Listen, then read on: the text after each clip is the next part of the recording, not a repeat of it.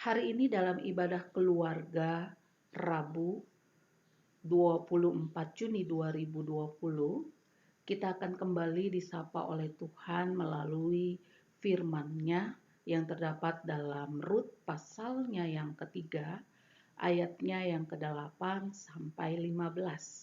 Sebelum kita membaca dan merenungkannya, marilah jemaat Tuhan kita berdoa terlebih dahulu. Kita berdoa. Allah Bapa yang bertahta di dalam kerajaan surga, kami datang kepadamu merendahkan diri karena kami adalah manusia yang penuh dengan dosa dan kesalahan. Kami mohon pengampunan agar kami dilayakkan untuk menerima kebenaran firman-Mu. Kami akan membaca dan merenungkan tulisan di dalam Alkitab. Kami mengimani setiap tulisan dalam Alkitab adalah firman Tuhan. Maka berikanlah kami hikmat untuk dapat mengerti dan memahaminya. Biarlah kami mau hidup dituntun oleh firman-Mu, sehingga ketika Engkau masih memberikan nafas hidup bagi kami bisa menjadi saksi-Mu di dalam dunia ini. Berbicaralah ya Tuhan, kami siap untuk mendengarkannya. Amin.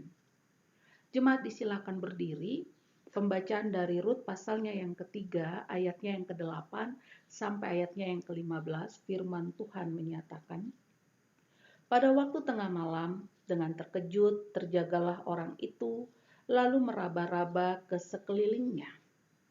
Dan ternyata ada seorang perempuan berbaring di sebelah kakinya. Bertanyalah ia, siapakah engkau ini? Jawabnya, aku Rut, hamba-Mu. Kembangkanlah kiranya sayap-Mu melindungi hamba-Mu ini, sebab engkaulah seorang kaum yang wajib menebus kami. Lalu katanya, diberkatilah kiranya engkau oleh Tuhan ya anakku, sekarang engkau menunjukkan kasih-Mu lebih nyata lagi daripada yang pertama kali itu. Karena engkau tidak mengejar-ngejar orang-orang muda, baik yang miskin maupun yang kaya. Oleh sebab itu anakku, janganlah takut. Segala yang kau katakan itu akan kulakukan kepadamu. Sebab setiap orang dalam kota kami tahu bahwa engkau seorang perempuan baik-baik. Maka sekarang memang aku seorang kaum yang wajib menebus. Tetapi walaupun demikian, masih ada lagi seorang penebus yang lebih dekat daripadaku. Tinggallah di sini malam ini, dan besok pagi jika ia mau menebus engkau, baik, biarlah ia menebus. Tetapi jika ia tidak suka menebus engkau, maka akulah yang akan menebus engkau. Demikian Tuhan yang hidup, demi Tuhan yang hidup, berbaring sajalah tidur sampai pagi.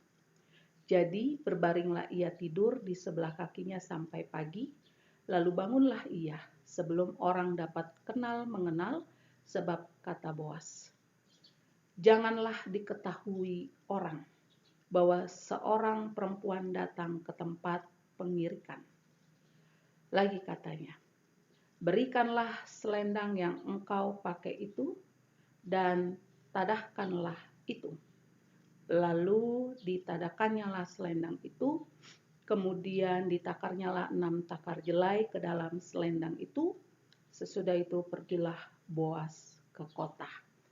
Demikianlah firman Tuhan, terpujilah Kristus Yesus. Haleluya. Haleluya. Haleluya. Haleluya.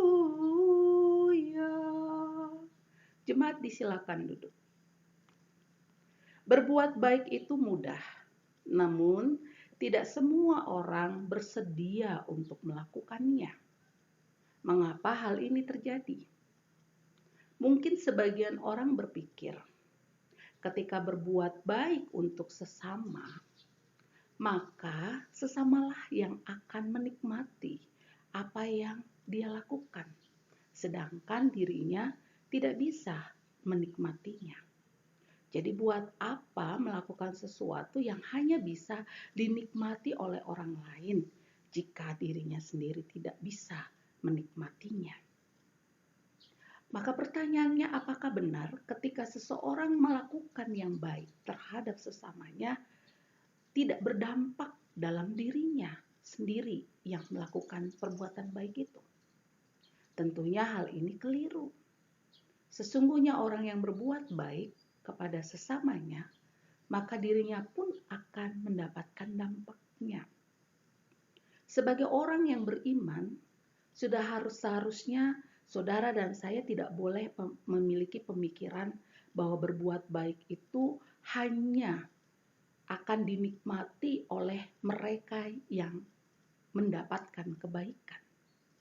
Tetapi sesungguhnya sebagai orang beriman, berbuat baik itu merupakan tanda syukur atas kebaikan Tuhan yang telah ia terima. Sehingga ia pun juga akan tetap merasakan dampak dari perbuatan baik yang dilakukannya. Teks Alkitab yang kita baca, tokoh bernama Boas adalah orang yang beriman. Dia hidup takut akan Tuhan. Karena itu dia tidak pernah lalai untuk melakukan perbuatan baik terhadap para pekerjanya dan juga kepada Naomi dan Ruth. Perbuatan baik Boas itu tampak juga dalam teks yang kita baca. Ketika Ruth menjumpai Boas dengan cara yang tidak benar, dengan tujuan agar dia mendapatkan perlindungan. Dan ketika Boas mengetahui, Boas menginginkan agar Ruth mendapatkan yang terbaik tentunya. Karena itu, dia tidak langsung mengiyakan apa yang menjadi permohonan dari Ruth agar dapat melindungi Ruth dan Naomi dengan cara menebus. Boas tahu aturan yang berlaku, bahwa sesungguhnya masih ada orang yang terdekat untuk bisa memberikan perlindungan bagi Naomi dan Ruth. Hal ini dilakukan bukan karena Boas tidak mau berbuat baik kepada Ruth dan Naomi, tetapi karena dia tahu apa yang harus dia lakukan lebih dulu. Dia memberikan kesempatan kepada mereka yang memang punya hak lebih dulu. Tetapi jika mereka yang memiliki hak tidak mau untuk melakukan penebusan bagi Ruth dan Naomi, maka dia bersedia untuk melindungi Naomi dan Ruth dengan cara menebus mereka. Saudara-saudara yang terkasih di dalam Tuhan, dari kisah Boas, Ruth, dan Naomi, kita dapat melihat bagaimana orang yang beriman, orang yang takut akan Tuhan, selalu memiliki kepedulian terhadap sesamanya. Bukan hanya untuk kepentingan pribadinya, tetapi orang yang takut akan Tuhan, yang beriman, selalu memiliki kepedulian untuk melihat apa yang menjadi kepentingan dari sesamanya. Hal ini tentu berbeda jika kita mau melihat dalam kehidupan saat ini. Ada orang yang menyatakan dirinya sebagai orang beriman, tetapi nyatanya dalam kehidupan ini dia tidak memiliki kepedulian terhadap sesamanya. Kalaupun dia melakukan tindakan kepedulian terhadap sesamanya, hanya untuk kepentingannya, mendapatkan nama baik, agar disanjung, agar dapat diterima. Jadi jangan pernah berkata bahwa saudara dan saya adalah orang beriman, namun dalam kehidupan keseharian kita tidak memiliki kepedulian terhadap sesama. Belajar dari Boas, Ruth, dan Naomi yang selalu memiliki kepedulian terhadap sesamanya. Inilah salah satu karakter dari orang yang beriman.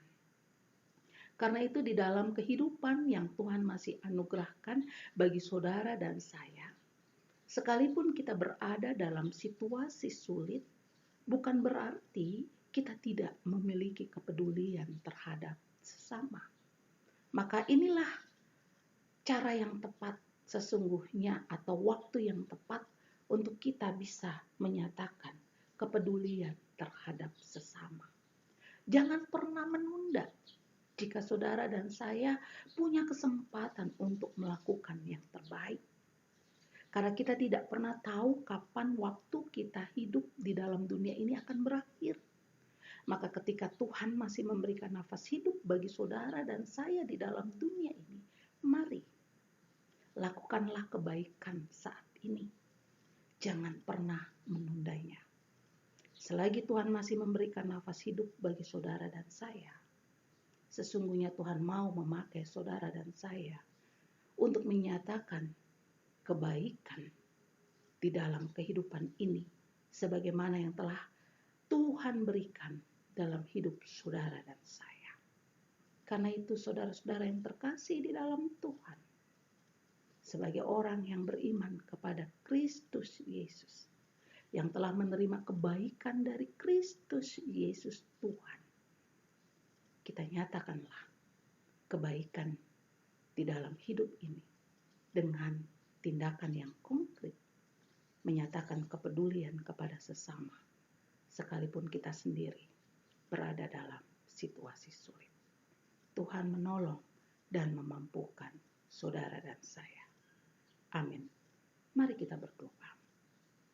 Terima kasih Tuhan karena Engkau telah kembali mengingatkan kami bahwa sesungguhnya kami orang yang beriman kepada Engkau di dalam nama Yesus Kristus telah menerima cinta dan kasih-Mu, telah mendapatkan kebaikan dari-Mu, maka sudah seharusnya di dalam hidup ini kami juga tidak boleh menunda untuk melakukan kebaikan di dalam hidup.